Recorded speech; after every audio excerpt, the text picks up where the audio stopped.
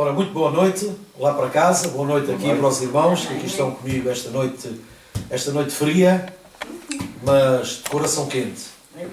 Espero que tenham, que se encontrem bem em casa e que na verdade nós tenhamos a sensatez de fazer este ano um ano de sucesso para todos nós, em nome de Jesus, com o ensino do Espírito Santo, com a direção de Deus, e então conseguiremos coisas grandes para seu louvor, em nome de Jesus. Nós propusemos no coração, eu propus à Igreja, e a Igreja deu sinais de aceitar o desafio de nós nos debruçarmos acerca do crescimento espiritual. Para Deus os números não contam, porque Deus lida com os números de uma maneira diferente de nós. A Bíblia diz que muitos serão chamados, poucos serão escolhidos. Portanto, Deus não está preocupado com nada, absolutamente, e muito menos com a quantidade de crentes. Ele está mais diretamente ocupado em ver o nosso crescimento, porque o reino de Deus é, como a Bíblia nos ensina, que é como se o homem lançasse a semente à terra e tudo se desenvolve. Então, no domingo e na sexta-feira passada, nós abordámos essa situação do crescimento espiritual, porque nós vemos que a Igreja ainda está muito agarrada a conceitos do passado, e Jesus veio trazer uma lufada de ar fresco. Jesus veio trazer o ar que nós precisávamos para respirar. E é curioso que eu tenho meditado na palavra acerca disso e vejo que a grandeza de Deus e o poder de Deus se manifesta. Para já, a questão de Deus nunca foi uma questão de poder, mas de autoridade. Mas a manifestação do poder de Deus sempre se deu num ambiente fraco. E faz todo o sentido. E esta noite eu quero lançar um desafio que o Paulo lançou à Igreja.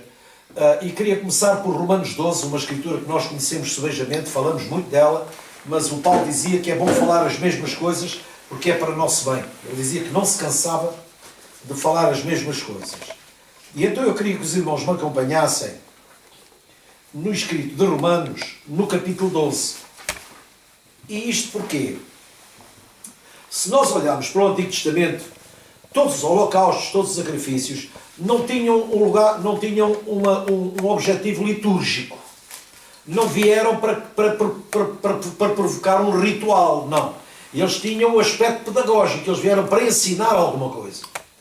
E Paulo, conhecedor das Escrituras, hebreu de hebreus, na lei irrepreensível, Paulo era um catedrático da lei. Ele, quando teve um encontro com Cristo, deu-se um choque, deu-se um conflito. E quem ganhou? Cristo. E o Paulo, a vitória dele está na rendição dele. Ele rendeu-se completamente a Cristo e à manifestação, à excelência da sua sabedoria.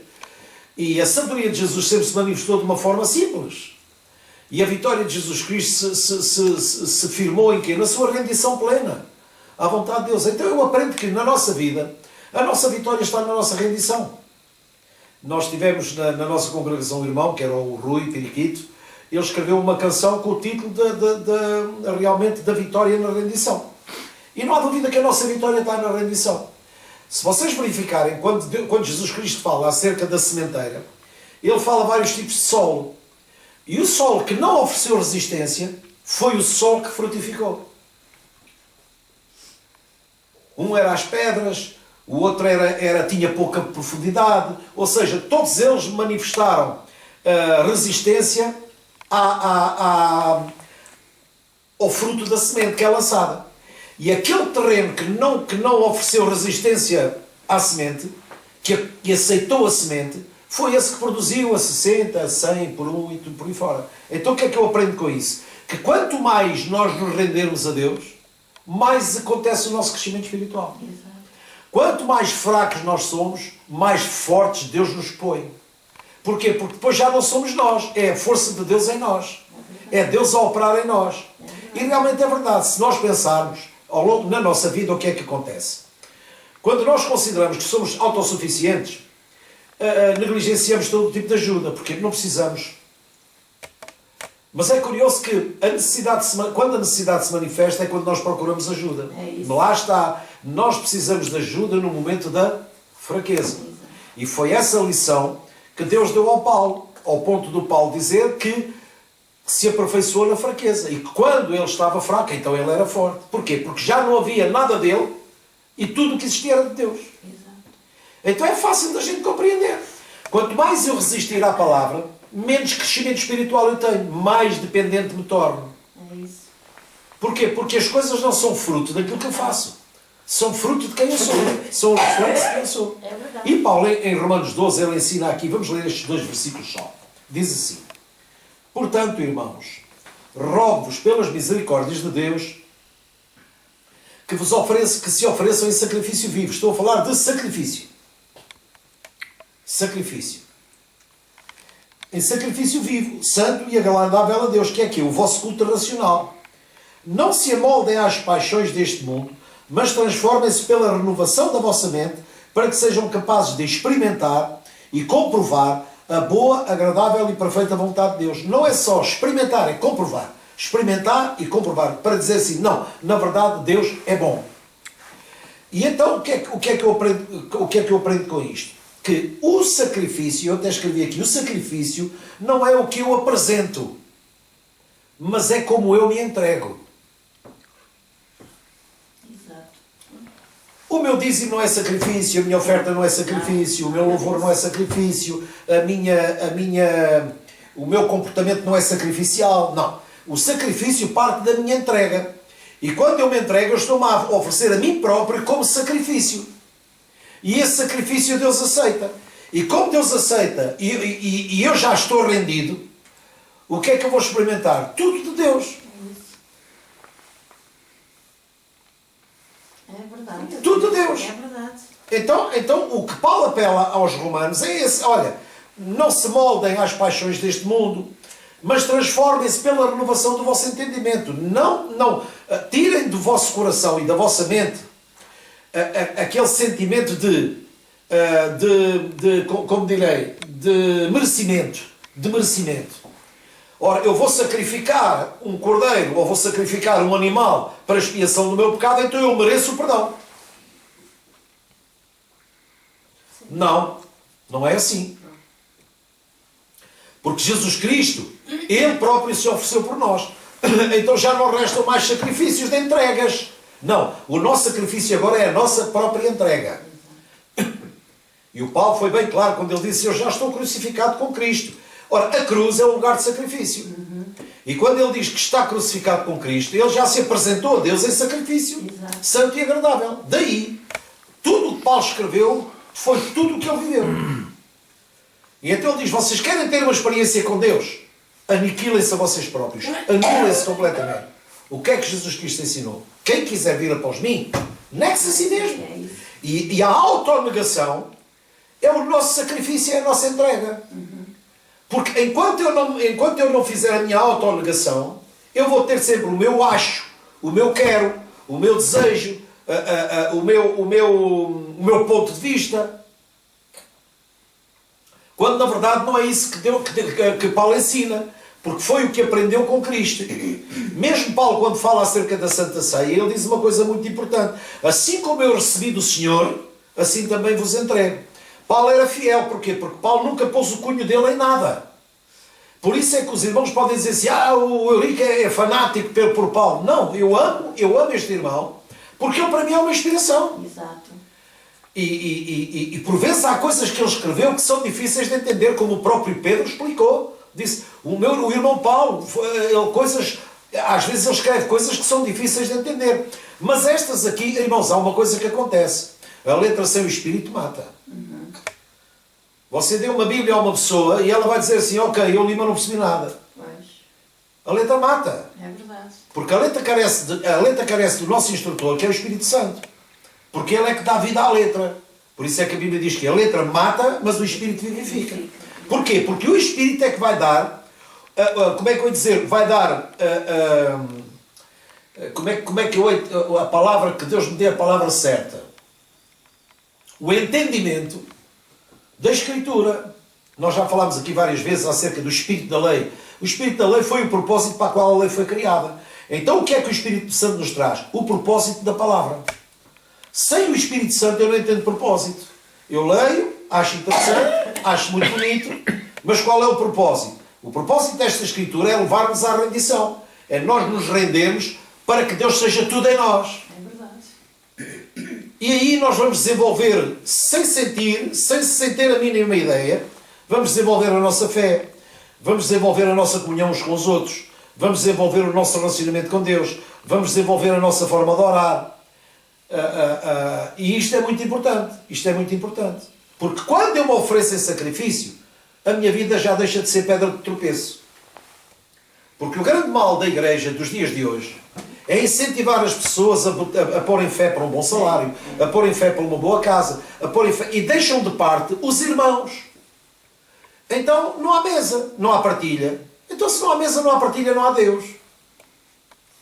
É verdade. Não há Deus.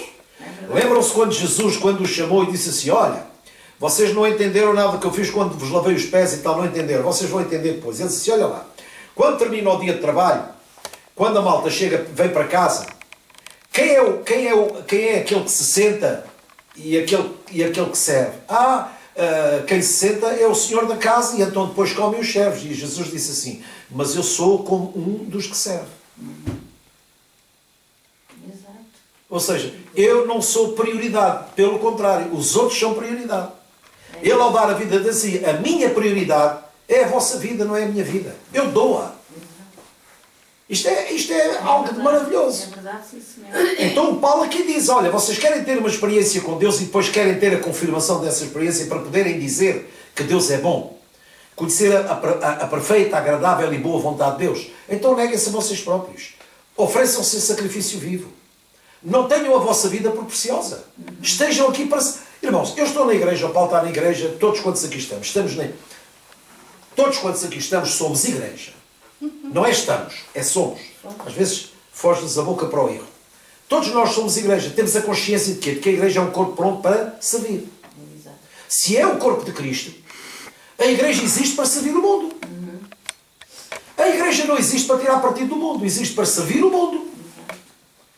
Ou seja, o Davi no local de trabalho, eu no meu local de trabalho, o Paulo no local de trabalho dele, nós somos úteis às pessoas que estão à nossa volta. É verdade. Porquê? Porque todos nós temos a capacidade que é dada por Deus para termos uma palavra temperada com sal no momento certo, dar um abraço no momento certo, dar um conselho no momento certo.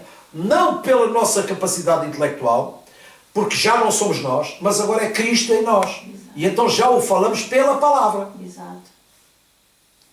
É isso. Certo? É verdade. E então agora queria levar os irmãos a pensar o seguinte, sacrifício não é o que se apresenta, e sim a minha entrega. Sacrifício não é um esforço, mas é uma rendição. Tudo aquilo que gera esforço, gera impedimento a que a palavra produza fruto. Isso está bem explícito na palavra do semeador, da parábola do semeador, que hoje não vamos lá, mas eu creio que os irmãos que estão familiarizados com a palavra sabem que a terra que menos resistência ofereceu foi a terra que mais fortificou. Então isso para nós já por si serviria de um ensino. Agora, em Gálatas, no capítulo 2, nós vamos ter a experiência do nosso irmão Paulo, como não podia deixar de ser. Glória a Jesus. Gálatas, capítulo 2, diz assim o nosso irmão Paulo. Vamos ler aqui 2 ou 3 versículos apenas. Vamos ler do 18 ao 21 para não sermos muito extensivos e para depois os irmãos poderem meditar acerca desta palavra.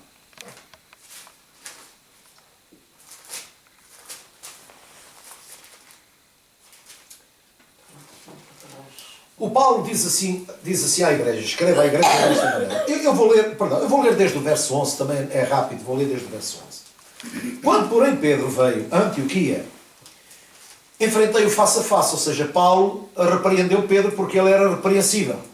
Porque Pedro era da lei e Pedro não comia com os gentios, não o deveria fazer para ter poder moral para falar. Entretanto, Pedro não. Quando não estavam irmãos assim, comia normalmente. Mas quando soube que os irmãos vinham, absteve-se. Portanto, o Pedro era uma pessoa que não era muito fiável. E então diz assim o Paulo. Quando, porém, Pedro veio a Antioquia, enfrentei-o face a face, por uma atitude condenável, diz Paulo. Pois antes que chegassem alguns da parte de Tiago, que eram os da circuncisão, ele comia com os gentios. Não tinha problema nenhum. Quando o pastor entra numa taberna e não está lá ninguém da igreja, vamos pôr assim, Só lá está o apóstolo Paulo. E então o Paulo diz assim: ó Rico, anda cá a beber um copo comigo, senta-te aqui à mesa comigo. Porque Paulo era o apóstolo dos incircuncisos. Então o Paulo estava ali na taberna como nós falámos há bocado, na taberna Pode ser do Madeira, do não qualquer, não interessa, não interessa. E então o que é que acontece? Estávamos bem, tranquilos, tudo bem, ok, tudo bem, o Paulo não disse nada. Mas entretanto vieram uns da igreja e entraram, e então o Pedro dizia: epá, agora tenho que me comportar de outra maneira. E o Paulo disse assim: ó Pedro, estás mal. Estás mal. Isso é a mesma coisa que um irmão que fuma, só por causa só para o pastor não ver, mete-nos como cigarro. Isso é uma coisa que não faz sentido, irmãos. E o Pedro, como era repreensível, o Paulo não teve meias medidas. A Bíblia diz: admoestai-vos em amor. E o Paulo foi isso que fez. Foi dizer ao Pedro: ó Pedro, o teu erro é este. Portanto, não podes proceder desta maneira. E então o Paulo diz assim: pois antes de chegarem alguns da parte do Tiago, ele comia com os gentios. Quando, porém, eles chegaram, afastou-se e separou-se dos gentios, temendo os que eram da circuncisão. Com medo de quê? Daquilo que eles pudessem dizer ou não. Olha, eu ouvi uma vez uma história acerca de um pastor que chega ao restaurante e senta-se no restaurante, as pessoas servem-no e ele começa a comer. E então está um irmão numa mesa ao lado que diz: pastor, agora apanhei. Então apanhou o como, irmão? Você também não come? Eu também como. Não, o pastor começou a comer sem orar. E ele diz assim: você estava na minha casa quando eu me levantei? Aí é que está. Meu Deus. E ele meteu a viola no saco e calou-se. Lógico. Só tinha que fazer. É isso mesmo. Pois. E então aqui diz assim: os demais judeus também se uniram a ele nessa hipocrisia, de modo que Barnabé se deixou levar. Veja veja o perigo de você ser um mau exemplo. Se você der um mau exemplo, alguém vai atrás. Mas se você der um bom exemplo, vão atrás de si também. É isso mesmo. Então é preciso ter cuidado com o nosso exemplo. Nós temos que ser constantemente constantes. Nós não podemos ser hipócritas.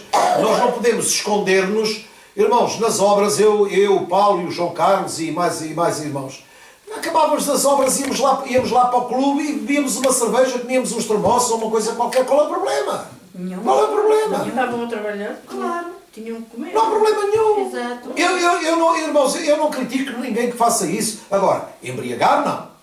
Nós também, era como o Paulo dizia: todas as coisas me são lícitas, mas eu não me deixarei dominar por nenhuma delas. Exato. Ou seja, eu sei controlar-me. Claro. Ok? Bom, então vamos para a frente. E diz assim: quando vi que não estavam andando de acordo com a verdade do Evangelho, declarei a Pedro diante de todos. Ele foi diante de todos. Para quê? Para que servisse de exemplo para todos. Exato. Veja o zelo de Paulo. Diz assim: você é judeu, mas vive como gentio e não como judeu. Portanto, como pode obrigar os gentios a viverem como judeus? Que moral é que vocês têm? Que moral é que tu tens, Pedro, para chegar aos gentios e quereres formar prosélitos? Deixem de ser gentios e passam a ser judeus.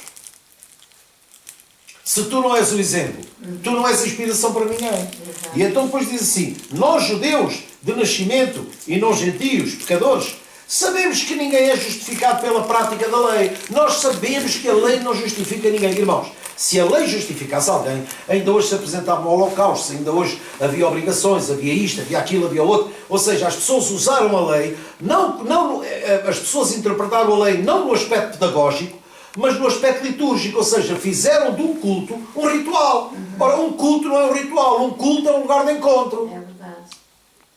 Tudo o que se faz num culto não é ritual, é um lugar de encontro onde nós cantamos a Deus, louvamos a Deus, adoramos a Deus, ofertamos na esperança que a nossa oferta dê fruto para que outros venham. Exato. É verdade. Porque o dinheiro não é para Deus. É isso mesmo. Se você pensa que o seu dinheiro é para Deus, não é, mentira. É verdade.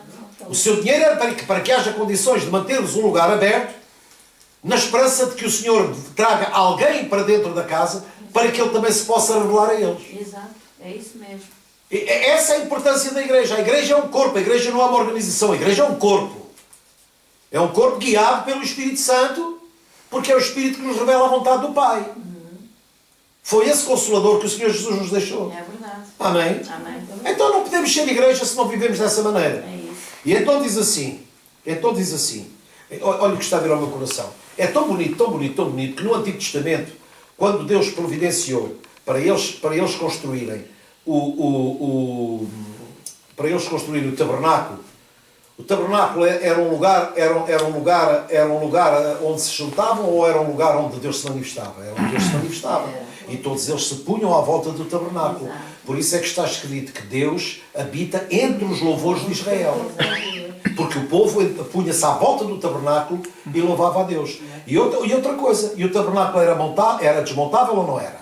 Era desmontável. Para quê? Para que não fosse criado um estigma geográfico. É aqui.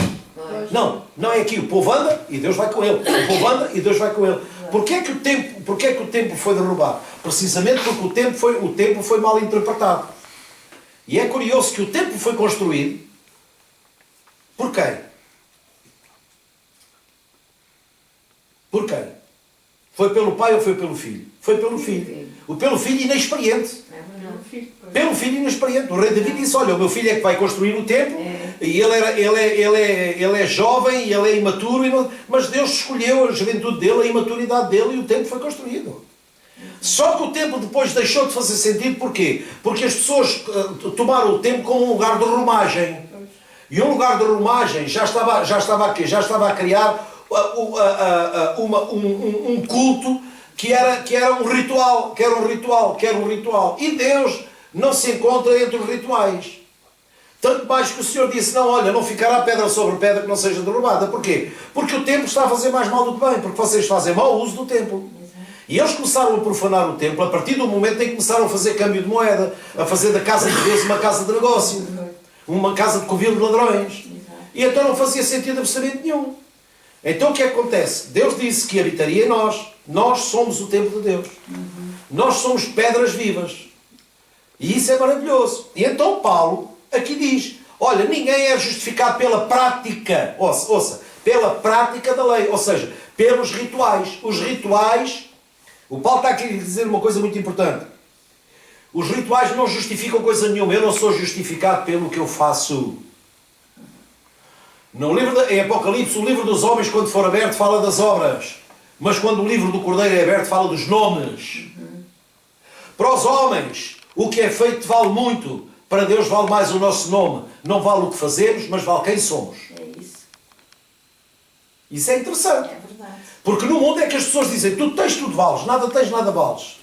Tu vales pelo que fazes. Não, nós valemos pelo que somos. É isso mesmo.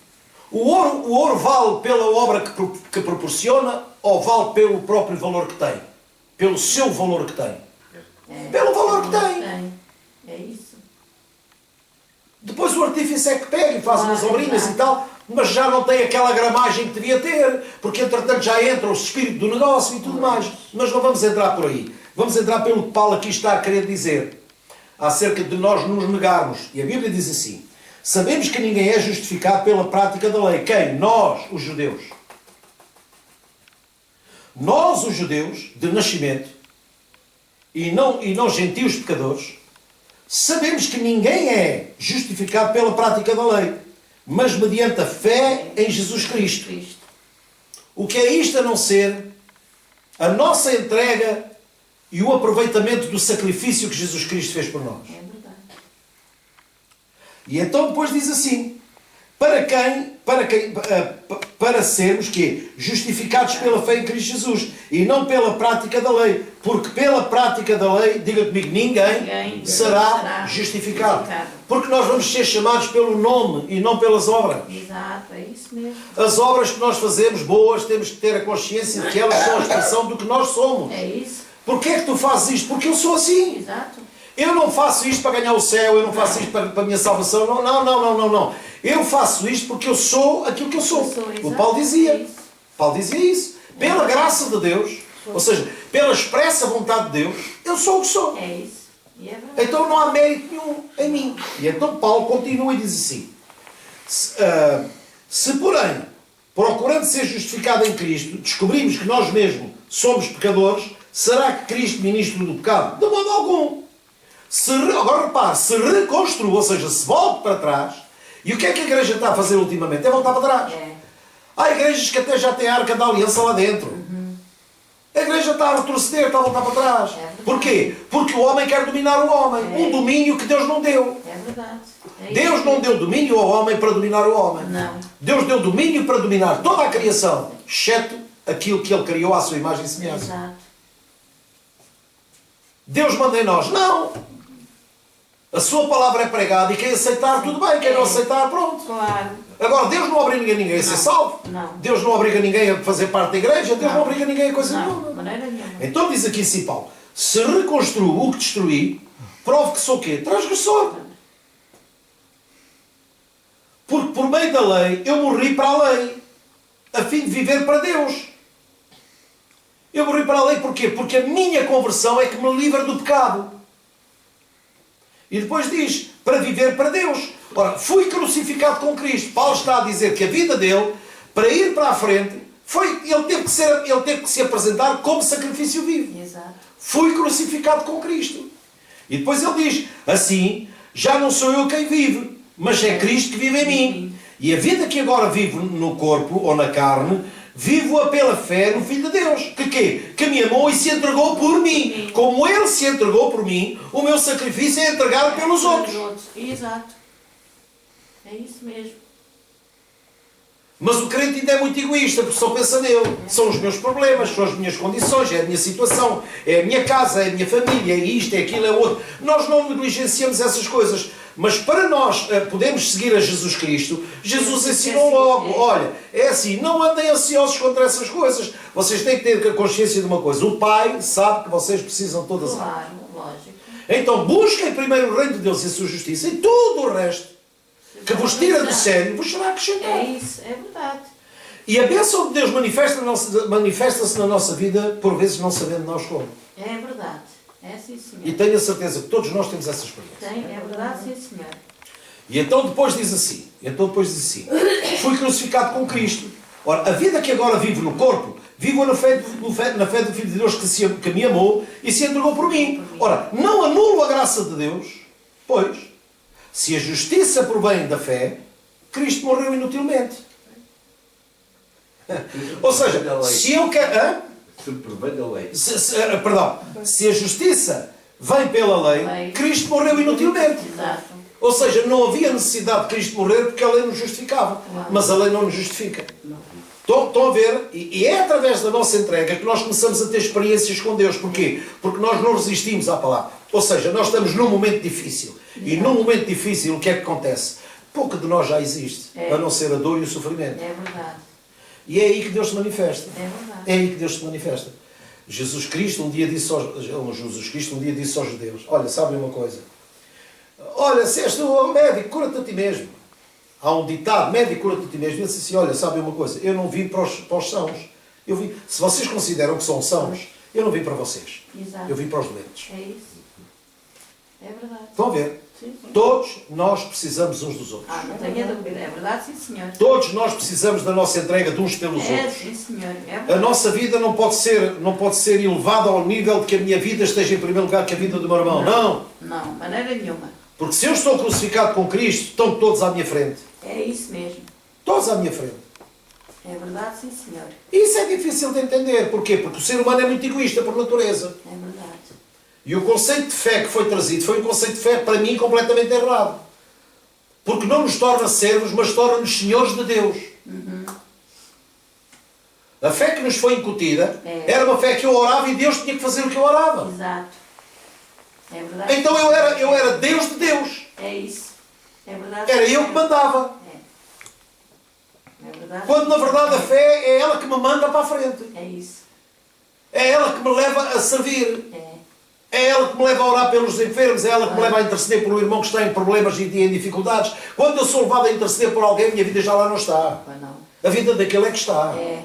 Eu intercedo pelo Davi, sei de uma situação de Davi, intercedo por ele. Quem é que está prioritário? É ele. Ele. É o problema dele. É. Aí eu estou a ser um instrumento de Deus. É isso. É verdade. Quando eu não permito que a vontade de Deus seja prioritária, ó irmãos, quando o Senhor Jesus disse, olha, o Pai sabe todas as coisas, eu aprendi uma coisa muito importante.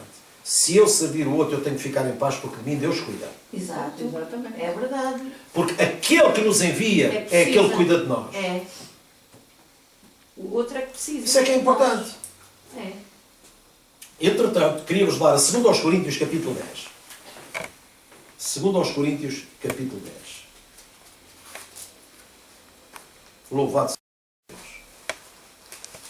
Ou seja, nós temos que aprender a vencer. E repare, nós às vezes somos muito presos e nós pensamos, quando falamos da guerra espiritual, o que é que nós falamos da guerra espiritual? Nós falamos da guerra espiritual que é para nos livrar do diabo, que é para derrubar barreiras, para derrubar muros. Só que, entretanto, nós criamos um conceito de que os muros estão à nossa volta, estão fora de nós.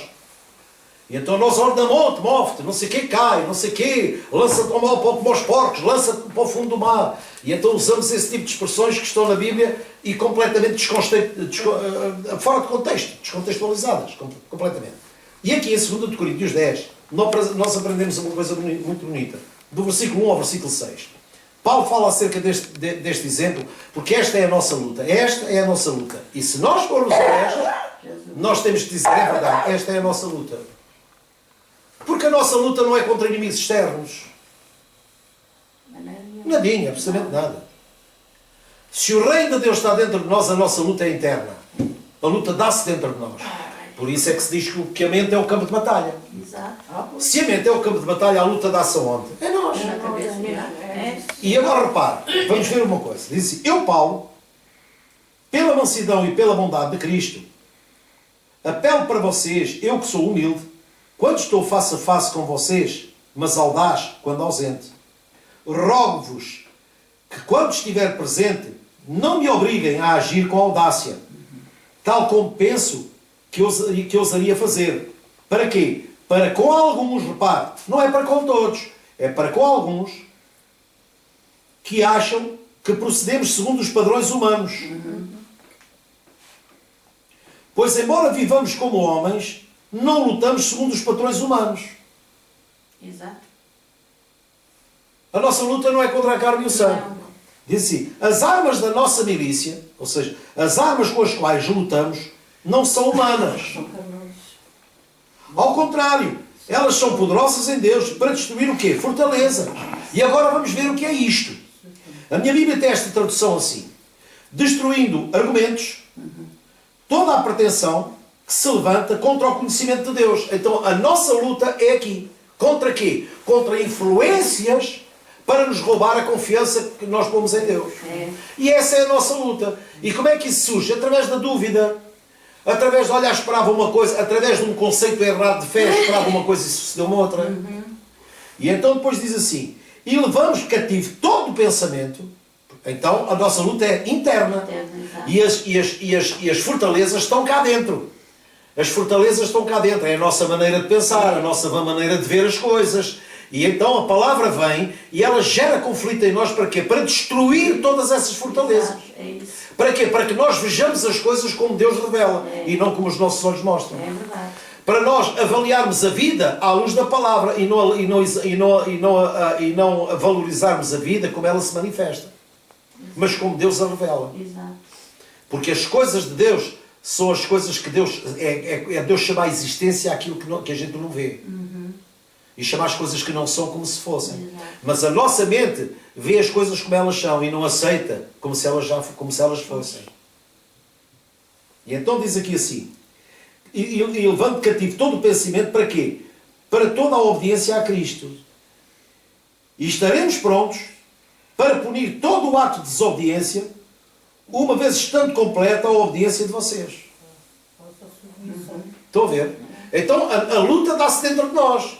E o nosso inimigo é o nosso eu, somos nós próprios. Se assim não fosse, há muitas pessoas que pensam assim, então a fé despersonaliza as pessoas. Não, não. A fé vem restaurar a personalidade perdida. Claro. A fé vem restaurar a santidade perdida. Exato. E não houve santo nenhum que vivesse para si. É verdade. Pedro não viveu para si, Paulo não Não. viveu para si, Tiago não viveu para si. Todos os apóstolos, ninguém viveu para si. Todos eles vieram para servir os outros. Exato. Jesus, quando multiplicou os pães e os peixes, quem é que ficou para o fim? Né? Foram eles. E Jesus diz assim, é para vocês aprenderem. É, Vocês foram começam chamados, estes. não foi para ser servidos, foi É para para- servir. É isso mesmo. Sirvam-nos primeiro e depois Pois é sirvam-se para a si. si, exato. Estás a ver a ideia? É isso E mesmo. na nossa vida nós temos de ser assim. E isso para a sociedade onde vivemos é um choque. Até para a própria igreja é um choque. Quando Jesus lava os pés e sendo Ele Senhor, é pá, Senhor, tu estás-te a humilhar a esse ponto, mas qual é o problema? É isso que eu quero que vocês sejam, humildes. Exato. É isso É mesmo. humildade. O que é que as lideranças querem? Poder, poder, poder. Elas procuram muito poder e não têm autoridade nenhuma. E depois, quando querem exercer autoridade, o que é que elas exercem? É. Autoritarismo. É E isso não tem nada a ver com autoridade. É isso mesmo. Querem exercer uma autoridade que não têm. É verdade. Estão a ver? E por último, quero-nos levar a 2 aos Coríntios 12. 2 aos Coríntios 12, um pouco mais à frente. E vamos ler aqui também só 4 versículos. Vamos ler a partir do verso 6. Diz assim Paulo: mesmo que eu preferisse gloriar-me, não seria insensato, porque estaria falando a verdade. É isso. Evite fazer isto para que ninguém pense a meu respeito. Note o cuidado dele. Para que ninguém pense a meu respeito mais do que em mim vê ou que de mim ouve. Exato. Paulo, quando foi à igreja de Roma, ele escreve no capítulo 1, ele escreve uma coisa: olha, eu estive no meio de vós, em fraqueza e tal, não sei o quê. Para quê? Para que a vossa fé não fosse apoiada em sabedoria humana, mas no poder de Deus. Exato. Um pastor pode ser muito eloquente a falar. Mas se ele falar as ideias dele, vale o que vale. Porque o que vale é a palavra. E Deus não está cá para confirmar a palavra de um pastor. Ele está cá para confirmar a sua palavra. Exato. Eu velo sobre a minha palavra. Eu não velo sobre a palavra de um pastor. Exato. Ou sobre a palavra de um neo-apóstolo. Nada disso. Ou de um neo-bispo. Nada disso. Eu velo sobre a minha palavra. E então eu vos garanto uma coisa. A palavra que sair da minha boca, ela não voltará para mim vazia. É isso. É verdade. Agora, o pastor pode libertar uma palavra que não é uma palavra de Deus. E será que ela se vai confirmar? É óbvio que não. Porque isso só vai trazer, só ilude. E então o Paulo está aqui a dizer isso. Olha, evite fazer isso. Porquê? Porque o que eu vou falar já é meu, já é da carne. Olha, sou hebreu de Hebreus, não leio, sou irrepreensível, como ele falou. Do que é que vale isso? Nada. Ele diz, do que me vê ou de mim ouve. Ora, para impedir que eu me exaltasse por causa da fraqueza, por causa da grandeza dessas revelações, foi-me dado um espinho na carne, um mensageiro de Satanás para me atormentar. 3 vezes orei ao Senhor que o tirasse de mim, mas Ele me disse, e agora é grifo meu, para a tua segurança, não tire.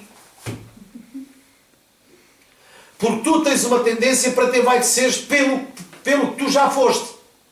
E dás uma ressuscitadela no teu passado e diz assim, eu sou, eu fui, eu fiz. Quando a gente ouve, eu fiz, eu fui, lembrem-se disto. E então Paulo nunca mais falou assim. Então ele diz assim, a conversa de Paulo mudou logo.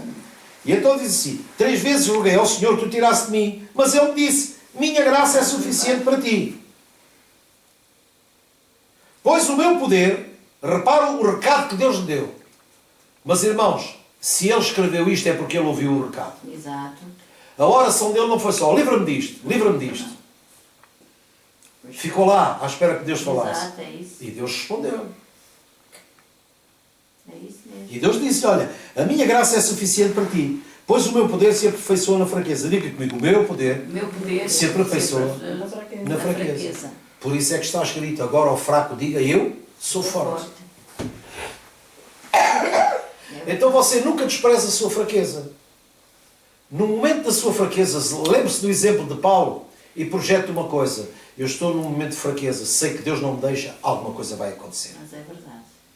Alguma coisa vai Mas é acontecer. verdade, graças a Deus. É verdade, sim. E lá está, mais uma vez, como nós dizemos, melhor é o fim das coisas do que o princípio delas. Mas é verdade, sim, senhor. Nós podemos estar fracos, nós podemos dizer, eu estou a perder, mas Deus disse que não me deixaria nem me desampararia. Então eu tenho a certeza de uma coisa.